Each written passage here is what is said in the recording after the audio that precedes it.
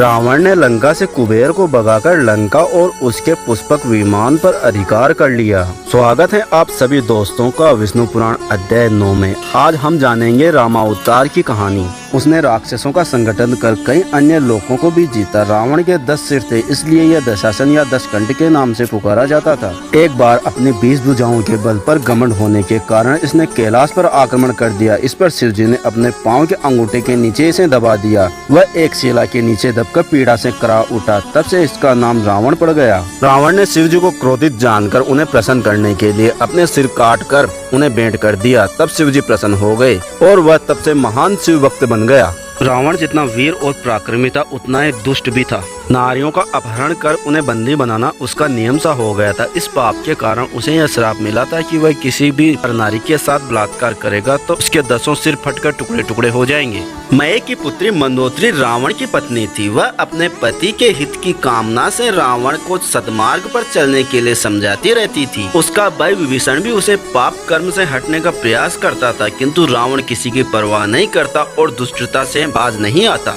विंध्याचल के दक्षिण भाग तक रावण के राज्य की सीमा फैली थी। इसके राक्षस आर्यावत में होने वाले यज्ञों में विघ्न डालते और यहाँ के ऋषि मुनियों को मारते सताते। आश्रमों और गांवों को जलाने तथा निर्दोष लोगों को कष्ट देने में उन्हें बड़ा आनंद आता था। उन्हीं दिनों कृष्णध्वज नामक एक राजश्री ने वेदों के पाठ द्वारा एक पुत्री को प्राप्त किया। इसका नाम वेदवती था। वह विष्णु को अपने पति के रूप में पाना चाहती थी। इसके लिए उसने घोर तपस्या की। रावण उसे प्राप्त करना चाहता था, इसलिए उसने वेदवती से कहा, मैं विष्णु से भी महान हूँ, इसलिए पति के रूप में मेरा वर्ण कर मेरे साथ लंका चलो। वेदवती ने इस पर रावण का अपमान किया। रावण ने उसका चूड़ा पकड़कर घसीटते हुए अपने साथ ले जाना चाहा। वेदवती ने क्रोधित होकर रावण को श्राप दिया, अरे दुष्ट, तूने मेरे शरीर को स्पर्श करके अपवित्र कर दिया है, इसलिए इस देह को अब त्याग दूंगी, परंतु याद रख मैं अगले जन्म में लंका में ही जन्म लेकर तुम्हारा नाश का कारण बनूंगी। भगवान विष्णु राम के रूप में मेरा वर्ण करेंगे। इतना कहकर वेदवती योग बल से अग्नि प्रज्वलित करके उसमें जलकर भस्म हो गई। राक्षसों का अत्याचार समय के साथ बढ़ता गया और उनके पाप से पृथ्वी त्राहि त्राहि कर उठी। संसार के कल्याण के लिए विष्णु के अवतार का समय निकट आ गया था, इसलिए भगवान विष्णु ने मनुष्य के रूप में और देवताओं ने वानरों के रूप में जन्म लिया। महाराज दशरथ ने पुत्र कामेष्टि यज्ञ बिना किसी विघ्न बाधा के पूरा कर लिया। यज्ञ कुंड से अग्निदेव खीर का पात्र ले प्रकट हुए और उन्होंने यह पात्र राजा को प्रदान किया। दशरथ ने यह खीर आदि कौशल्या और केकई में बांट दी। राजा दशरथ के 3 रानियां थी, कौशल्या, केकई और सुमित्रा। कौशल्या और केकई ने अपने अपने हिस्से से थोड़ी थोड़ी खीर सुमित्रा को भी दी। चैत्र शुक्ल नवमी के दिन कौशल्या के गर्भ में विष्णु नील में कांति के साथ श्री राम के रूप में अवतरित हुए। केकई के गर्भ से विष्णु के शंख और पद्म के अंश लेकर भरत जी प्रकट हुए। शेषनाग का अंश लेकर स्वर्णिम वर्ण के लक्ष्मण तथा विष्णु के चक्र और गदा के अंश से माणिक कांति वाले शत्रुघ्न सुमित्रा के गर्भ से पैदा हुए। चैत्र शुक्ल नवमी को कौशल राज भर में राम नवमी के रूप में आनंद उत्सव मनाया गया। इसमें तीसरा चैत्र आ पड़ा। अयोध्या नगर में चक्रवर्ती दशरथ के ज्येष्ठ पुत्र का जन्मदिन बड़ी धूमधाम से मनाया गया। चैत्र पूर्णिमा की दूधिया चांदनी रात में दशरथ अपने महल में अपनी रानियों, अपने चारों पुत्रों, मंत्री, सुमंत्र, राजबंधुओं तथा अंतरंग सखा भद्र के साथ मिष्टान भोज करने लगे।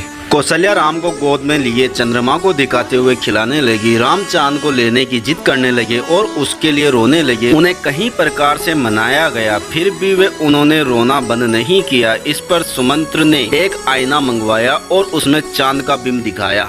तब राम प्रसन्नता के मारे उस आईने में चंद्र तथा अपने को देखते हुए रामचंद्र कहकर अपने नन्हे हाथों से तालियां बजाने लगे। उस दिन से वे रामचंद्र कहलाए। इसके बाद भद्र ने राम को गोद में लेकर आईने में दिखाते हुए पूछा, अब तो बताओ। तब राम ने उत्तर दिया, राम भद्र, इसलिए वे रामभद्र भी कहलाए। तभी लक्ष्मण, भरत तथा शत्रुघ्न रामचंद्र के पास आकर खड़े हो गए। आईने में चांद का बिंब छत्र जैसा दिखाई पड़ रहा था और पूरा दृश्य रामचंद्र के राज्याभिषेक जैसा प्रतीत हो रहा था। दशरथ के आनंद का कोई सीमा नहीं रही। तीनों माताएं फूली न समाई। राजकुमार धीरे धीरे बढ़ने लगे। लक्ष्मण जी छाया की भांति सदा रामचंद्र जी के पीछे लगे रहते। उनके पीछे पीछे भरत और शत्रुघ्न जुड़वे भाई के समान एक साथ खेलते हुए चलते। वैसे वे 4 भाई थे, पर वे सब मिलकर एक संपूर्ण रूप में दिखाई देते थे। चारों राजकुमारों ने ब्रह्म ऋषि वशिष्ठ से सारी विद्याएं सीख ली। रामचंद्र जी ने छोटी अवस्था में ही समस्त शास्त्र, वेद, वेदांग, धर्म, सूत्र, योग, रहस्य आदि का ज्ञान प्राप्त कर लिया था। वशिष्ठ ने एक दिन रामचंद्र जी को समझाते हुए कहा, हे रामचंद्र, तुम्हारे वंश का मूल पुरुष सूर्य है, तुम रवि राम हो, इक्ष्वाकु वंश के सिरमौर हो। तुम्हारे परदादा महात्मा रघु बड़े यशस्वी थे, तुम रघुकुल के चंद्र हो, रघुराम हो। महर्षि सुत नैमिषारण्य के मुनियों को जब रामचंद्र जी का प्रसंग सुना रहे थे तो मुनियों ने इनके पूर्वजों के इतिहास का विस्तार से जानना चाहा। तब महर्षि सुत उन्हें इस प्रकार सुनाने लगे। महाकल्प के प्रारंभ में विवस्वत नाम के युतिमान हुए। सूर्य के पुत्र वैवस्वत मुनि हुए। वैवस्वत मुनि के इक्ष्वाकु आदि 10 पुत्र हुए। वे सब महान चक्रवर्ती हुए और उन सब ने इस पृथ्वी पर हजारों वर्षों तक राज किया। इक्ष्वाकु वंश में दिलीप और रघु बड़े ही प्रतापी धर्मात्मा चक्रवर्ती के रूप में यशस्वी हुए। महाराजा दिलीप ने संतान प्राप्ति के लिए अपने कुल गुरु वशिष्ठ की सलाह मांगी। उनके आदेशानुसार राजा कामधेनु की अंश नंदिनी की बड़ी श्रद्धा भक्ति के साथ सेवा अर्चना करने लगे। एक दिन महाराजा दिलीप नंदिनी को जंगल में चरा रहे थे। नंदिनी चढ़ते चढ़ते एक गुफा में चली गई। उस गुफा में एक सिंह रहता था। उस सिंह ने नंदिनी को पकड़ लिया। दिलीप ने उस सिंह पर बाण चलाना चाहा, किंतु उनका हाथ रुक गया। सिंह ने कहा, हे राजन, यह गाय मेरे लिए आहार बनकर आई है। आपका मुझे मारना अधर्म होगा, इसलिए आपके हाथ रुक गए हैं। इस पर दिलीप ने कहा, तुम नंदिनी के बदले मुझे खा लो, किंतु इसे छोड़ दो। राजा के मुख से यह उत्तर पाकर सिंह अदृश्य हो गया। नंदिनी राजा के दिलीप की भक्ति पर प्रसन्न होकर बोली, महाराज, मैंने ही माया से आपको यह दृश्य दिखाया है। मैं आपकी भक्ति की परीक्षा ले रही थी, आप उस परीक्षा में सफल निकले। नंदिनी ने राजा को संतान प्राप्ति का वरदान दिया। महाराजा दिलीप के पुत्र महारघु हुए। ये दानवीर के रूप में विख्यात हुए। एक बार एक तपस्वी राजा के अतिथि बनकर आए। उनके मन की कामना को पाप कर राजा अपनी रानी को उस तपस्वी के आश्रम में छोड़ आए। तपस्वी ने अपनी गलती मानकर बड़ा पश्चाताप किया और भक्ति पूर्वक रानी के चरण स्पर्श कर राजमहल में भिजवा दिया। महाराजा रघु ने एक बार दान में दी हुई चीज को वापस लेने से इनकार कर दिया। इस पर रानी ने राजा से निवेदन किया कि इससे अच्छा तो यह है कि आप मेरा सिर काट लें। इस पर रघु ने सचमुच रानी का सिर काटने के लिए तलवार चला दी, किंतु यह क्या, तलवार सिर से स्पर्श करते ही फूल बनकर बिखर गई। देवताओं ने उस राज दंपति की निष्ठा और कर्तव्य परायणता पर प्रसन्न होकर उन पर फूलों की वृष्टि की। महाराजा रघु ने अपनी सारी संपत्ति दान कर दी और जब धन न रहा तो वह कुबेर के पास गए। कुबेर ने आदर पूर्वक उनका स्वागत किया और उनकी इच्छा अनुसार धन देकर विदा किया। रघु ने सारा धन याचकों में बांट दिया। महाराजा रघु के पुत्र थे अज। महाराजा अज बड़े सूरवीर और पराक्रमी थे। एक बार स्वयंवर में भोजराज की पुत्री इंदुमती ने उन्हें वर लिया। राजा अज इंदुमती को साथ लेकर चल पड़े। एक दिन राजा अज इंदुमती के साथ उद्यान में घूम रहे थे। तभी आकाश मार्ग से नारद जी आ रहे थे। अचानक उनकी वीणा से लिपटी देवलोक की पुष्पमाला हवा में उड़ती हुई वहां आई और इंदुमती के कंठ में जा पड़ी। इससे इंदुमती की उसी घड़ी मृत्यु हो गई। राजा अज पत्नी की मृत्यु देख शोक में रोने लगे। तभी नारद वहाँ प्रकट हुए तथा राजा को उन्होंने इंदुमती के पूर्व जन्म की कहानी सुनाई। एक बार तृणबिंदु ऋषि की तपस्या भंग करने के लिए इंद्र ने हरिणी नामक अप्सरा को भेजा था। इस पर ऋषि ने हरिणी को मानवीय जन्म का श्राप दे दिया था। हरिणी के अनुरोध करने पर ऋषि ने श्राप से छूटने का उपाय भी बता दिया। स्वर्ग की पुष्पमाला उसके कंठ में पड़ते ही इंदुमती को सुरबाला होने की याद हो आई, इसलिए वह देवलोक वापस चली गई। राजा अज के पुत्र थे दशरथ। वे देवासुर संग्राम में देवताओं की सहायता के लिए जाया करते थे। एक बार वे इंद्र की सहायता करने के लिए सम्रासुर से युद्ध करने चल पड़े। राजा दशरथ के साथ केकई भी युद्ध में चली गई। युद्ध करते समय दशरथ के रथ का पहिया निकला जा रहा था। केकई ने अपनी उंगली को दूरी में डालकर पहिए को रथ से निकलने से बचा लिया। रानी की वीरता से प्रसन्न होकर राजा ने उन्हें 2 वर देने को कहा, पर केकई ने कहा कि समय आने पर मैं अवश्य मांग लूंगी। राजा दशरथ शब्दभेदी बाण चलाने में दक्ष थे। एक बार ये प्रजा की फसलों को नष्ट करने वाले जंगली हाथियों का शिकार करने निकले। तभी उस अंधेरी रात में श्रवण कुमार अपने प्यासे माता पिता के लिए कमंडल से जल लेने का एक जलाशय पर गए। जल लेने की आवाज सुनकर राजा दशरथ को शक हुआ कि फसल नष्ट करने वाले हाथी जलाशय पर पानी पी रहे हैं। दशरथ ने तुरंत आवाज की दिशा में तीर छोड़ दिया। तीर ठीक निशाने पर लगा। श्रवण कुमार घायल होकर चीखने तड़पने लगा।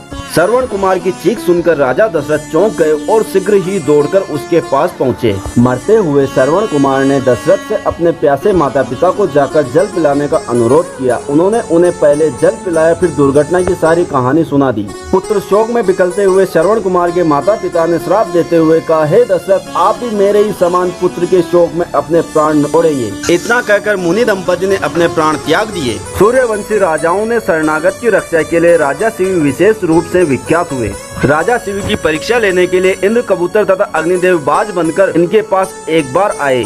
बाज कबूतर पर झपट रहा था और कबूतर रक्षा के लिए शरण ढूंढ रहा था। तभी कबूतर शरण लेने के लिए राजा शिव की जांग पर जा बैठा। राजा शिव ने उसे रक्षा का वचन देते हुए बाज से कहा, कबूतर अपनी प्राण रक्षा के लिए मेरी शरण में आया है, अतः मैं इसकी रक्षा करना मेरा धर्म मानता हूँ, लेकिन साथ ही मैं तुम्हारा आहार छीनना नहीं चाहता। इसलिए हे बाज, इस कबूतर के वजन के बराबर मेरी जांग का मांस खा लो। बाज ने राजा शिव की बात मान ली। तराजू मंगाया गया। एक परले पर कबूतर बैठ गया और दूसरे पर राजा शिव अपनी जांग का मांस काट काट कर चढ़ाने लगे। दोनों जांगों का मांस चढ़ाने पर भी कबूतर का वजन भारी ही रहा। तब राजा शिव ने तराजू पर अपनी पूरी देह चढ़ा दी। राजा शिव के त्याग और दानवीरता पर प्रसन्न हो इंद्र और अग्नि अपने असली रूप में आ गए और उन्हें अनेक वर दिए। क्षत्रिय होकर भी घोर तपस्या द्वारा वशिष्ठ के समान ही ब्रह्म ऋषि पद पाने वाले विश्वामित्र भी सूर्य वंश के एक समय बड़े प्रतापी राजा थे। इसी वंश में महान राजऋषि परम विष्णु भक्त राजा अम्बरीश हुए। लक्ष्मी स्वयं इनके घर में इनकी पुत्री के रूप में अवतरित हुई। इनका नाम पड़ा श्रीमती। श्रीमती बचपन से विष्णु को अपना पति मानकर इनकी आराधना करने लगी। अपने मोहक रूप और सौंदर्य के लिए वह तीनों लोकों में प्रसिद्ध थी। श्रीमती का जन्म एक विशेष उद्देश्य को लेकर हुआ था। देवऋषि नारद को एक बार यह गर्व हो गया कि मैं मोह माया से परे हूँ, मुझ पर कोई प्रभाव नहीं पड़ सकता। एक बार नारद ने अपने इस गर्व की चर्चा पर्वत नामक एक ऋषि से भी की थी। एक बार घूमते घूमते नारद और पर्वत दोनों ऋषि राजा अम्बरीश के यहाँ पधारे। राजा ने उनका यथोचित आदर सत्कार किया और अपनी पुत्री श्रीमती को आशीर्वाद देने की प्रार्थना की। जब श्रीमती ने आशीर्वाद लेने के लिए दोनों ऋषियों को प्रणाम किया, तब उन दोनों पर विष्णु की माया छा गई। वे दोनों ऋषि श्रीमती का सौंदर्य देखकर सारा ज्ञान भूल गए और उससे विवाह करने को दोनों आपस में लड़ने लगे। राजा अम्बरीश को ऋषियों के इस व्यवहार पर बड़ा आश्चर्य और दुख हुआ। श्रीमती के अनुरोध पर अम्बरीशी ने उसके विवाह के लिए स्वयंवर की घोषणा कर दी। स्वयंवर की घोषणा सुनकर दोनों ऋषि वहां चले गए। स्वर्ग में वापस जाकर भी नारद श्रीमती को भूल न सके और उससे विवाह करने के लिए विष्णु से अपना सुंदर रूप देने की प्रार्थना की। इधर पर्वत ईर्ष्यावश विष्णु से यह अनुरोध करने आया कि स्वयंवर में जाने के लिए वे नारद को बंदर का मुख दे दें। विष्णु ने पर्वत की यह बात मान ली। विष्णु पुराण का अध्याय यहीं समाप्त हो